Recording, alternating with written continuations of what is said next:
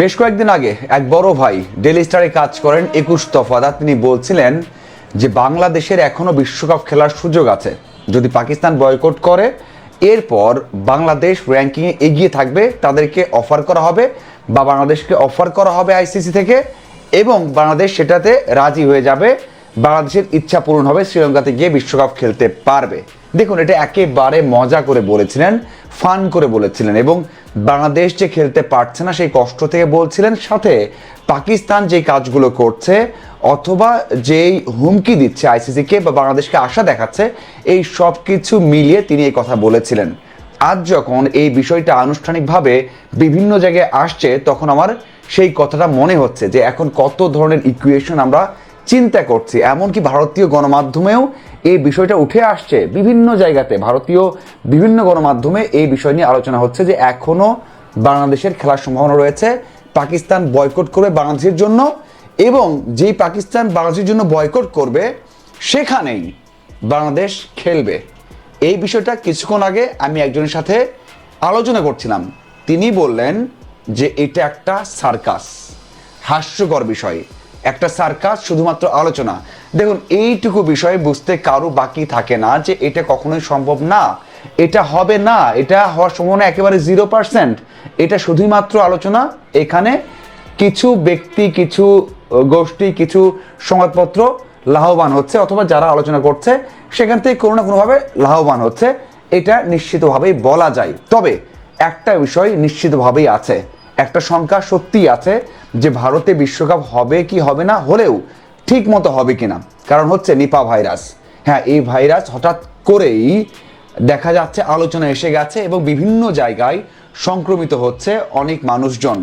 যেখানে বাংলাদেশের 3 ম্যাচ ছিল কলকাতাতে, সেখানে 5 জন আক্রান্ত হয়েছেন এবং তার মধ্যে একজন অনেক গুরুতর, এবং এটা এখনো আক্রান্ত হওয়ার সংখ্যা কিন্তু বাড়ছে। 110 জনের মতো মানুষকে বা রাখা হয়েছে কোয়ারেন্টাইনে, যেটা আমরা দেখতাম যে করোনার সময় রাখা হতো যেন অন্যরা আক্রান্ত না হয়। এবং এশিয়াতে বেশ কিছু জায়গাতে এটা কিন্তু সংখ্যা রয়েছে বা অনেক বেশি অ্যালার্মিং আকারে রয়েছে। সেই দিক থেকে এই ভারতে হবে কিনা বিশ্বকাপ, সেই সংখ্যা কিন্তু তৈরি হয়ে গেছে। শুধুমাত্র বাংলাদেশেই আলোচনা হচ্ছে না, সারা ওয়ার্ল্ডেই এই বিষয়টা আলোচিত হচ্ছে। বিভিন্ন জায়গায় বিভিন্ন সংবাদ মাধ্যমে এই বিষয়টা উঠে এসেছে যে নিপা ভাইরাস একটা ভূমিকা পালন করতে পারে। এখন যে অবস্থায় আছে এটা তো আরো বাড়তে পারে, সংক্রমণটা বাড়তে পারে, কোয়ারেন্টাইনের পরিমাণ বাড়তে পারে। এটার তো কোনো ধরনের প্রতিষেধক বা ওষুধ এখনো তৈরি হয়নি। এই জন্য ওই যে সময় কোভিডের সময় যে বিষয়গুলো হয়েছে, বিশ্বকাপ হয়নি, পিছিয়ে গেছে সিরিজগুলো, এবং আমরা দেখেছি যেখানেই যে দল গেছে 14 দিন আগে গিয়ে কোয়ারেন্টাইন করতে হয়েছে। এখন তো 14 দিন হাতে নেই যে গিয়ে 14 দিন কোয়ারেন্টাইন করবে, অথবা সাবধানে থাকবে, অথবা টেস্ট করাবে, তারপর অংশ নেবে। তেমন কিন্তু সম্ভাবনা বা সুযোগ এখন নেই। তার মানে সংখ্যা থেকে যাচ্ছে, আর মাত্র 10 দিন হাতে রয়েছে। অন্যদিকে এই যে এত কিছু ঘটে গেছে, এখন একে একে বিভিন্ন রিয়াকশন পাওয়া যাচ্ছে।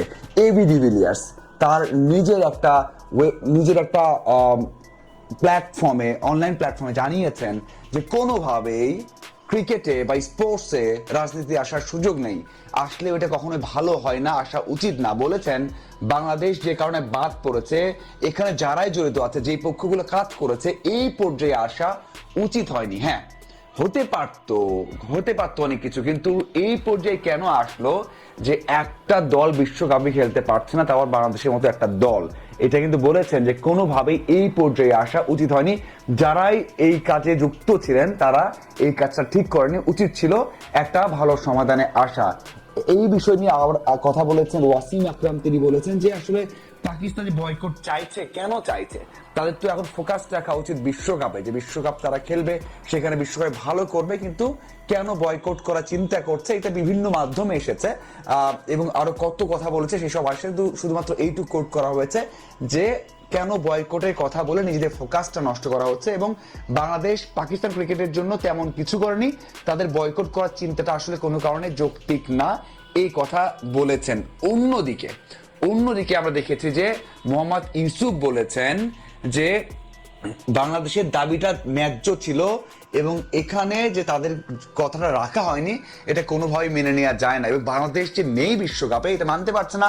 একটা উদাহরণ দিয়েছেন, একটা স্ট্যাট দিয়েছেন যে বাংলাদেশে 17,60,00,000-এর মতো মানুষ ক্রিকেট দেখেন বা ক্রিকেট বোঝেন, খবর রাখেন।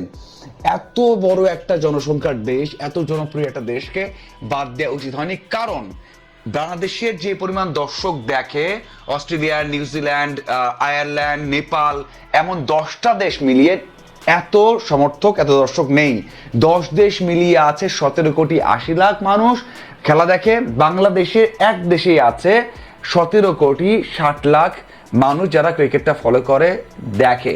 এই কথা তুলে ধরে বলেছেন যে কোনোভাবেই বাংলাদেশের সাথে ন্যায় কাজ করা হয়নি, এটা একটা অন্যায় করা হয়েছে। অন্যদিকে বাংলাদেশের আগের অনেকে যারা কাজ করে গেছেন তারাও কিন্তু কথা বলছেন, তারা বলছেন যে কোনোভাবেই রাজনীতিটা ক্রিকেটের সাথে জড়িয়ে ফেলা উচিত না।